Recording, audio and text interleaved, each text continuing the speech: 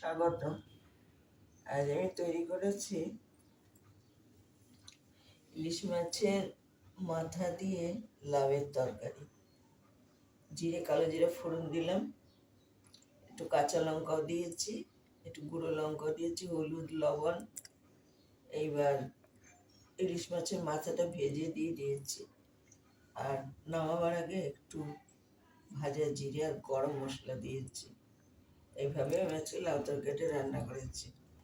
আর করেছি মটর ডাল বেটেছি, ডাল বাটা, তার সাথে লঙ্কা, হলুদ, লবণ সব দিয়ে, তারপর দিয়েছি পেঁয়াজ কুচো কুচো করে দিয়েছি ডিম দিয়ে ফেটিয়ে তারপরে বড়াটা করেছি।